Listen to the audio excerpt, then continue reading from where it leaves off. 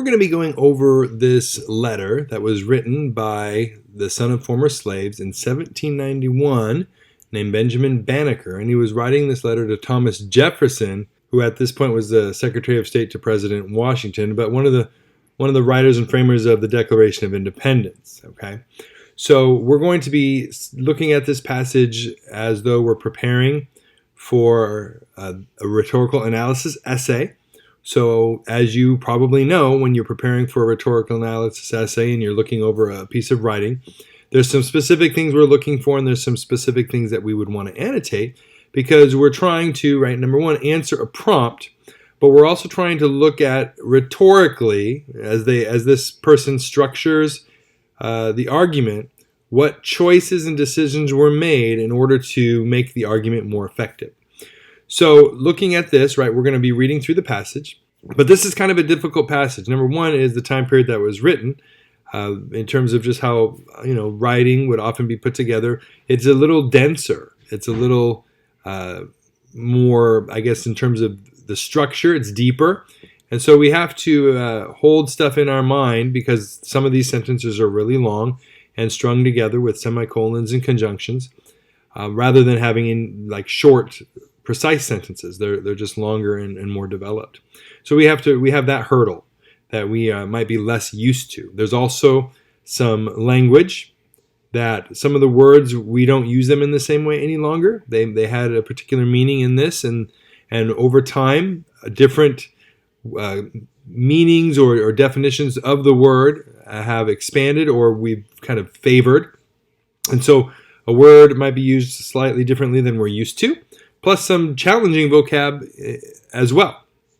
So we have that challenge to look forward to, I guess, as we read this prompt. But when it comes to rhetorical analysis essay, right, we want to be able to get a handle on what is happening in the passage in a way that we can write about it. And so this is where we start talking about tonal shift as well, because somewhere in the passage, what we're going to be looking for is like a kind of a significant change, not change of direction, but a significant shift or approach or direction that the author then takes the writing into. Now, there could be several tonal shifts within a passage, but when we talk about having to write an essay in a timed period, we want to divide it in such a way that we can still have a deep and effective analysis. And so oftentimes we want to look for one shift in there, and we can talk about the author's purpose before that shift and the author's purpose after that shift, and that would be 2-body paragraphs. Now, could I feasibly find more than one, maybe even more subtle shifts? Of course I could. But how many paragraphs, realistically, can I write well in a short period of time? 3 is sometimes a stretch, depending on how fast of a writer I am. 2 is a better goal, I believe, that you can really spend attention to detail that you might want to do in this kind of essay. So let's read through this prompt in terms of what we're going to be trying to do. Benjamin Banneker, the son of former slaves, was a farmer, astronomer, mathematician, surveyor, and author, quite accomplished. In 1791, he wrote to Thomas Jefferson, framer of the Declaration of Independence and Secretary of State to President George Washington, read the following excerpt from the letter and write an essay that analyzes how Banneker uses rhetorical strategies to argue against slavery. So a couple things this did, right? It told us the author, Benjamin Banneker, a black man writing to a pretty high up figure of the government. Not only that, one of the original framers of the Declaration of Independence. Okay, so he's writing this letter to him. So his audience is defined here. And then in the prompt, it kind of gives us the purpose that he's arguing against slavery. But because this is a letter written to Thomas Jefferson, it is an argument that is tailored to this individual. And so part of the question that we have to ask is, how does Banneker argue against slavery in the mind of his audience, who is Thomas Jefferson?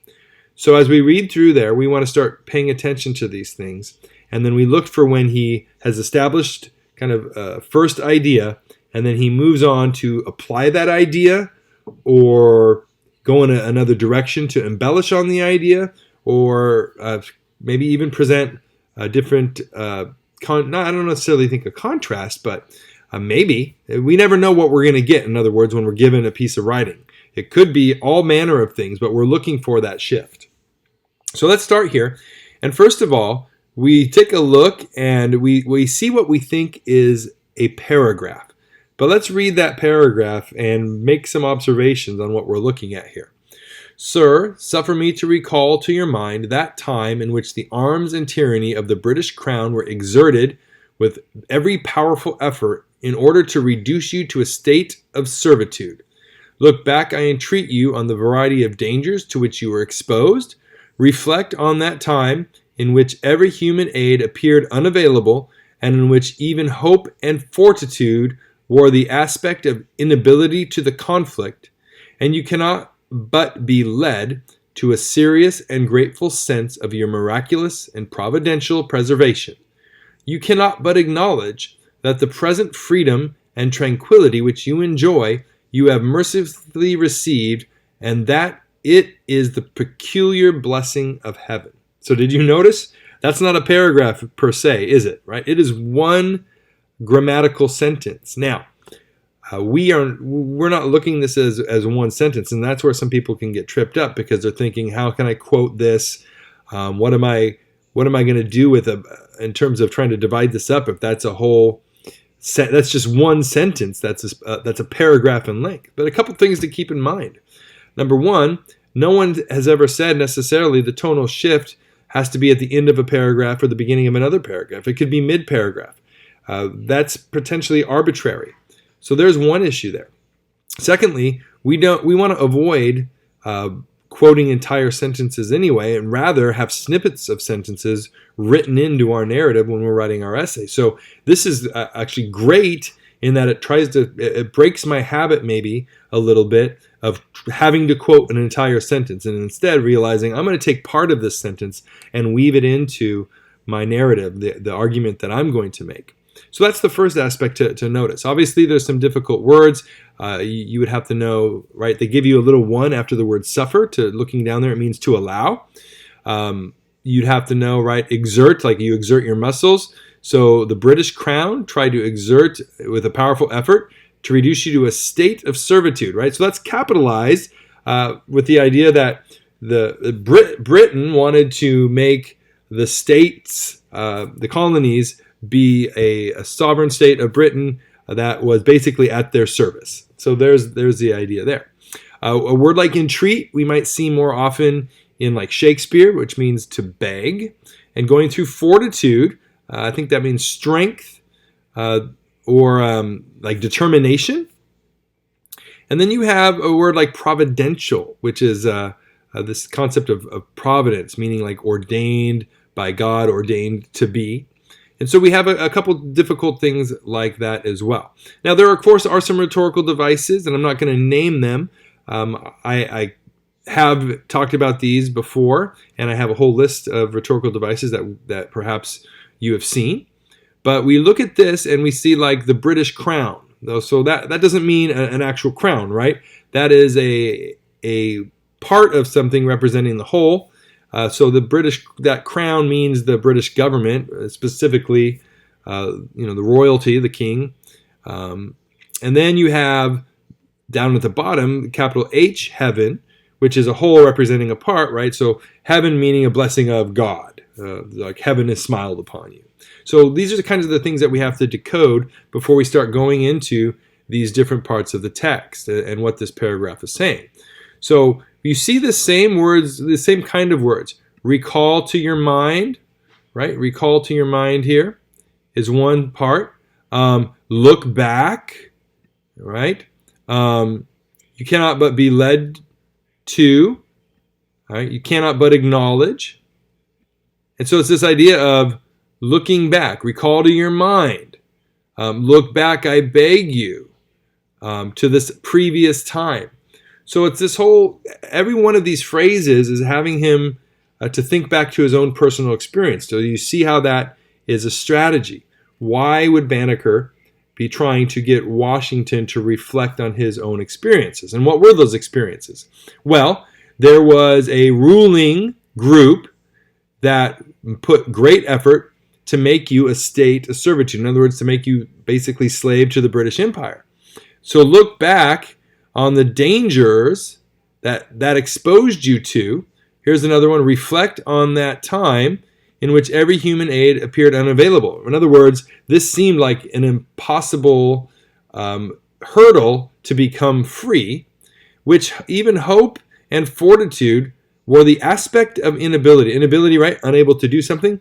So having hope and determination kind of seemed impossible to the conflict. In other words, did you even know if you could succeed? You can't when you know the odds that were against you. So these are all, right? The odds against freedom here. And you cannot but be led to a serious and grateful sense of your miraculous. So the fact that you're free is a miracle. It's a providential preservation. God preserved you. You can't acknowledge that your freedom, what you have now, was a mercy from heaven. Okay? So how did they get there? What actually helped them achieve, right? Favor of God gave you freedom. So there's this whole first paragraph here, the ideas there, okay? This, sir, was a time. So all of this previous paragraph here, was a time in which you clearly saw into the injustice of a state of slavery and in which you had just, right? Not just apprehensions, just apprehensions. So that's an important word there, right? These were right. In other words, your view was correct. You had just apprehensions of the horrors of its condition. It was now, sir, that your abhorrence, there's another challenging word, to abhor something means to hate, thereof was so excited that you publicly held forth this true and valuable doctrine. Doctrine is a system of beliefs, which is worthy to be recorded and remembered in all succeeding ages. We hold these truths to be self-evident, that all men are created equal, and that they are endowed by their Creator with certain and unalienable rights, that amongst these are life, liberty, and the pursuit of happiness. Okay, so what's the idea here? Remember the process you went to get your freedom. And when you remember that, right, what is he saying? You saw the injustice of a slave state, so you declared equality, right? Remember what you went through and where it brought you. Slavery was evil, you hated it, and you were so passionate about it that you put forth. And so where do we get that? Where do we get this phrase, right? We know that this phrase here, it's a reference to the Declaration of Independence, right? Right here. So what's he bringing to Jefferson's mind? Think of what he brought to mind here, his whole experience, how he felt about the value of freedom and what he hated that was against freedom. So much so that now he's reminding Jefferson of his own words that he helped put together, right? Here, sir. Now you notice you're seeing a repetition throughout. What are we seeing each time he starts talking? Sir, sir, sir, right? And we keep seeing this. So he keeps with this tone of earnestness, of civility, even though it's pretty passionate language as we're looking at this. Okay? Here was a time in which your tender feelings for yourselves had engaged you thus to declare. You were then impressed with proper ideas of the great valuation of liberty and the free possession of those blessings to which you were entitled by nature. Okay? So that's a pretty important phrase here. Here, sir, this was a time you felt, in other words, you were talking about your own situation, right? Since you were suffering, you declared the importance of freedom to the human condition, right? That's what he's saying. You went through all of this pain and suffering as a slave to the British Empire, and looking at your own suffering, you realized how men and women were entitled to be free. You were entitled by nature. It's part of our nature, of who we are. Okay? This is who we are. We were meant to be free. You saw that because of your own experience, and you're fighting for your liberty. Meant to be free. And then you have a semicolon, and you have the word but, sir. So here's the sir again. So maintaining that civil tone. But, and so this is kind of an important word here, right? But, why? What does but represent when you are talking to someone? I think you're great, but. So we know something bad is coming, right? We know there's now a change in what's being said. But, sir, how pitiable. And so, we know to pity, or how pitiable or pathetic, that's a negative word.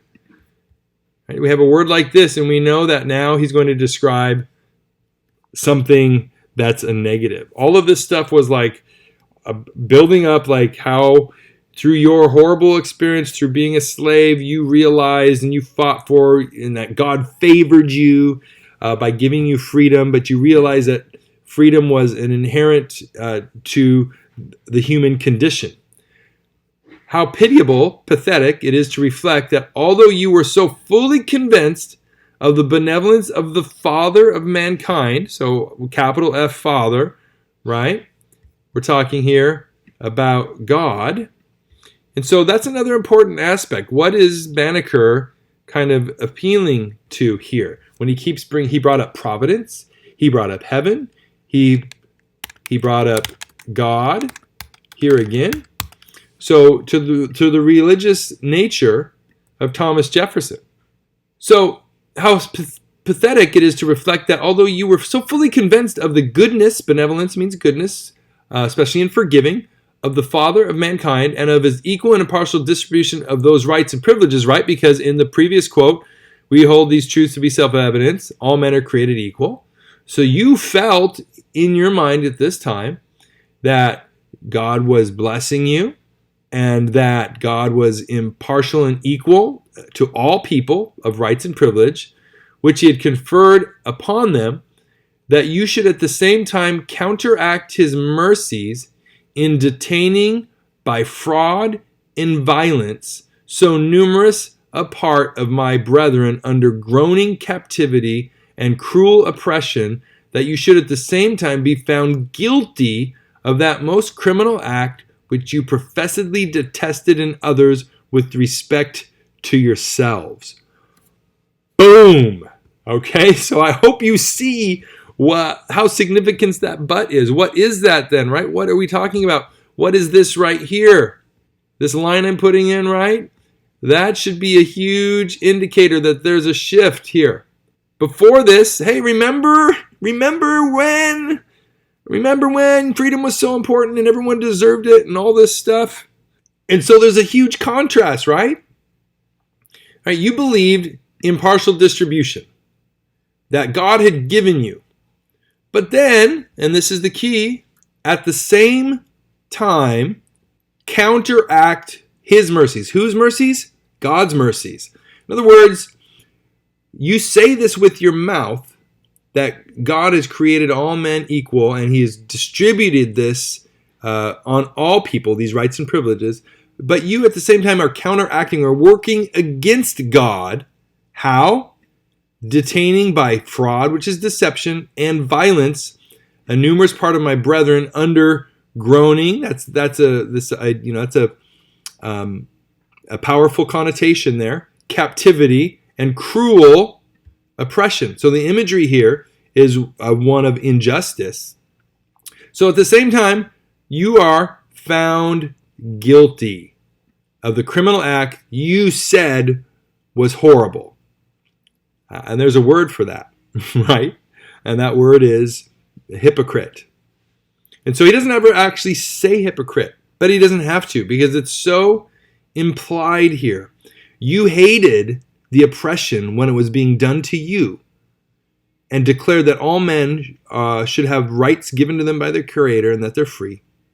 But at the same time you say that with your mouth, with your actions, you're then putting other people under that same oppression.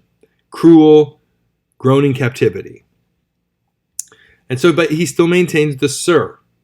Sir, I suppose that your knowledge of the situation of my brethren is too extensive to need a recital here.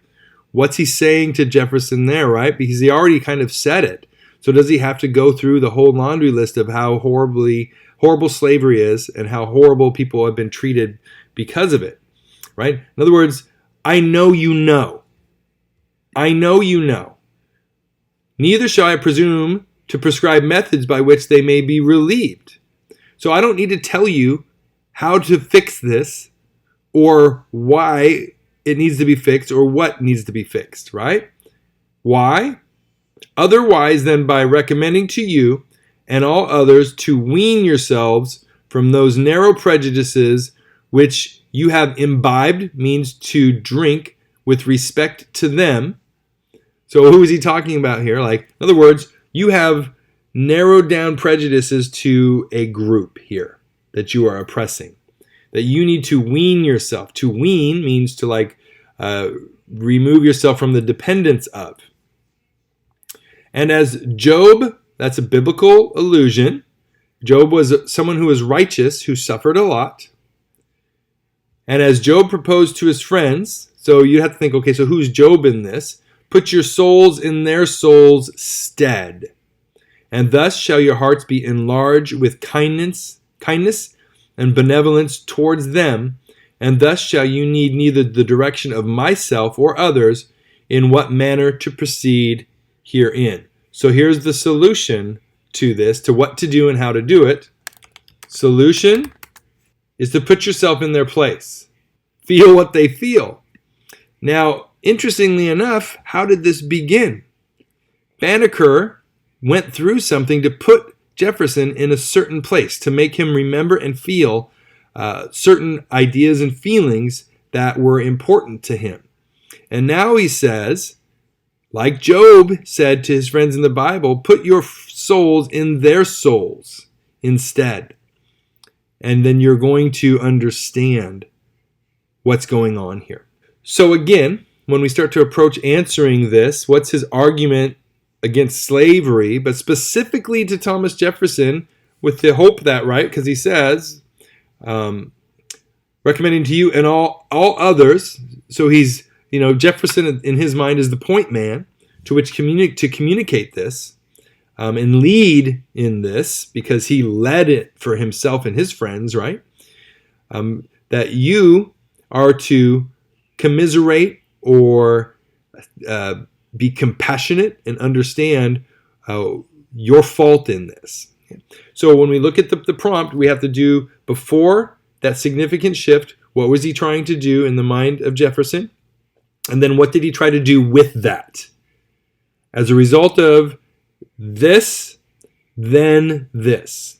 And so I don't give the answers to those things in this video, right? What I'm doing here in this video is helping break apart this passage so it's not overwhelming, to help kind of point out some of the things that are happening within the passage, including the potential most significant tonal shift.